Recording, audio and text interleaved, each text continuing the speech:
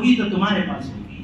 حال ابتر ہے تیرا کیوں یہ مسلمان ہو کر, ابتر کہتے ہیں کٹے ہوئے آل کو, حال ابتر ہے تیرا کیوں یہ مسلمان ہو کر فکر عقبہ کی نہیں صاحب ایمان ہو کر میرے اس حال پہ اسلام یہ کہتا ہوگا کہ بدنام کیا نام مسلمان ہو کر.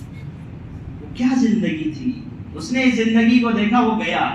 ایک محدث کہتے ہیں وہ گیا اپنے قبیلے میں اور جا کر کہنے لگا میں ایک بہترین انسان کے پاس سے آیا ہوں, کتنا اچھا ہوگا کہ تم بھی اس شخص کے ہاتھ پر اپنا ایمان کا کلمہ پڑھ لو.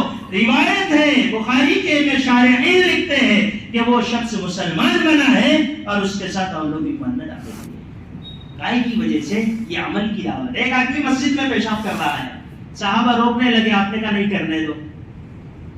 ایسا ہے اپنے پاس تو اپنے مسلمان بھائیوں کے واسطے بھی جگہ نہیں ہے. تعجب, ارے بھائی تم نے مسجد میں بیٹھا کرنا نہیں, تم زور سے آمین پڑھتے ہو. تم مسجد میں بیٹھا کرنا نہیں, تم آہستہ سے آمین پڑھتے ہو. ارے زور سے آہستہ پڑھنا یہ تو مستحبی ہے, کوئی حرام اور حلال تو ہے نہیں. امام شافعی گئے کہاں پر, امام ابو حنیفہ کی مسجد میں نماز پڑھی, رفعتین نہیں کیا. رفعتین کرنا امام شافعی کہتے افضل ہے اور امام ابو حنیفہ کہتے نہیں کرنا افضل ہے. افضل غیر افضل کا اختلاف ہے اور کچھ بھی نہیں, حلال حرام کا نہیں, جائز ناجائز کا نہیں. نماز سے فارغ ہوئے, کسی نے امام شافعی سے پوچھا عجیب ہو تم تو امام ہو, تمہارا مسلک یہ ہے کہ رفعتین کیا جائے اور آپ نے نہیں کیا.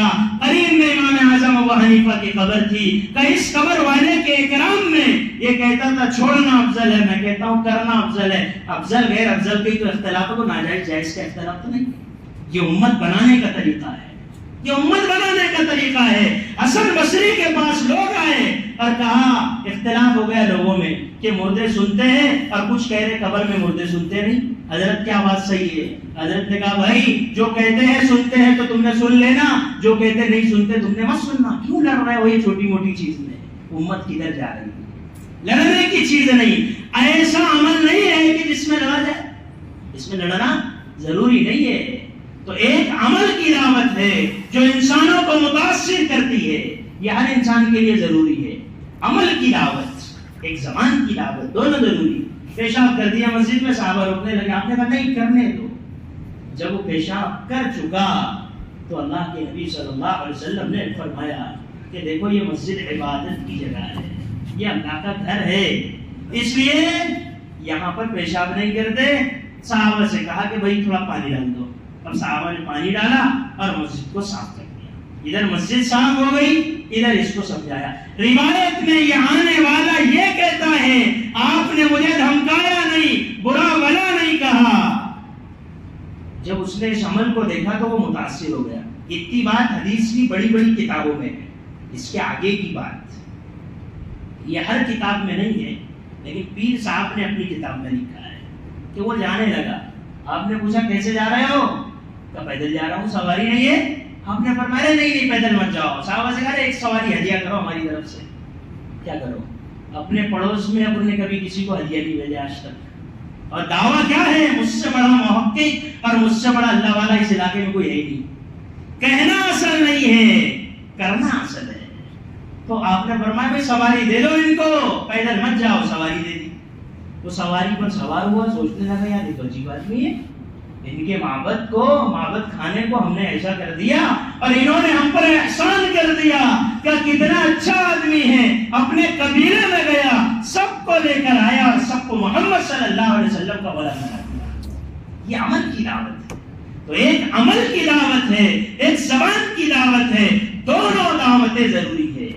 یہ دونوں دعوت سے گھر والوں کو بھی متاثر کرنا ہے, یہ دونوں دعوت سے محلے والوں کو بھی متاثر کرنا ہے, یہ دونوں دعوت سے ایمان والوں کو بھی متاثر کرنا ہے, یہ دونوں دعوت سے ساری انسانیت کو متاثر کرنا ہے. یہ ہر مسلمان کے لیے ضروری ہے. وہ آقا کا کیا طریقہ کار ہے, جس طریقے کار نے ایک اکیلے انسان کے ذریعے سے بے شمار مجمع کو تیار کر دیا, جو اکیلے ہی تھے ابتدا میں اسلام کا کلمہ پڑھنے والے. وہ کیا طریقہ تھا؟ حنین کا موقع تھا, ایک صحابی بھاگنے لگے تو بھاگنے کی وجہ سے ان کا پیر اللہ کے نبی کے پیر پہ پڑ گیا. آگ کی چھڑی اس کو لگ گئی, وہ پیر اتنے زور سے پڑا آپ کے زبان سے جملہ نکلا اوجعتنی، ارے بھائی تو نے مجھے بڑی تکلیف پہنچا دی. وہ چلے گیا. سوچنے لگے کہ پتہ نہیں میرے بارے میں کیا ہوگا. دنیا بھی گئی آخرت بھی گئی. نبی ناراض تو دنیا بھی اجڑ گئی آخرت بھی اجڑ گئی. نبی کے زبان سے جملہ نکل گیا اوجعتنی، تم نے تو مجھے تکلیف پہنچا دی. ایک پورا دن گزر گیا، پوری رات گزری. دوسرا دن آیا، آپ نے ایک صحابی کو بھیجا کہ جاؤ مجمع میں پوچھو وہ کون آدمی ہے جس کا پیر میرے پیر پہ پڑا تھا، اسے بلا کے لاؤ. اب جب بلانے والا آیا تو یہ تو سمجھے کہ بس اب تو کچھ نہ کچھ ہو گئی. گئے ہم، وہ آئے. آنے کے بعد اللہ کے نبی نے فرمایا تمہارا پیر میرے پیر پہ پڑ گیا، تمہارا پیر میرے پیر پہ بہت سختی سے پڑا اور میری چھات کی چھڑی بھی تم کو لگ گئی. تو میرے امتی جو چھڑی میری لگی ہے وہ تم مجھے معاف کر دو. جو چھڑی لگی ہے، یہ نبی امتی سے معافی مانگ رہا ہے. نبی امتی سے معافی مانگ رہا ہے. آج وہ دین کا دعویٰ کرنے والا کب ایک جاہل سے معافی مانگتا ہے؟ تو اس کو غرض ہے تو ہمارے پاس آ جائے، اس لیے کہ ہمارے پاس تو جنت کا سرٹیفکیٹ ہے نا.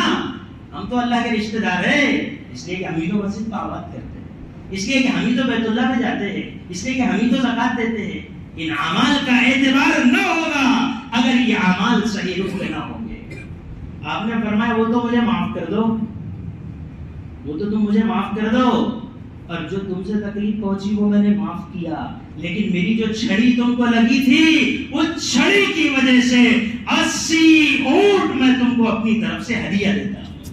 یہ ہے محمد رسول اللہ. جن کو سلام کیا، جو ہمیں سلام کرے اسے سلام کرنا، جو ہمیں چائے پلائے اسے چائے پلانا. یہ تو بہت آسان کام ہے.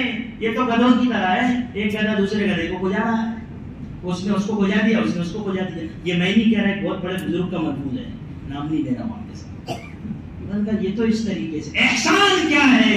احسن من اساء الیک، جو تیرے ساتھ برائی کرے اس کے ساتھ اچھائی کرے. تو ایک عمل کی دعوت ہے، ایک زبان کی دعوت ہے، اور دونوں دعوتیں ضروری ہیں. اور دونوں دعوتوں کے لیے دو ٹھکانے ہیں. ایک ٹھکانہ اپنے مقام پر دین کی محنت کرنا، ایمان والوں کی بھی فکر کرنا، ان کو بھی گلیوں بازاروں سے لا کر اللہ سے جوڑنے کی کوشش کرنا.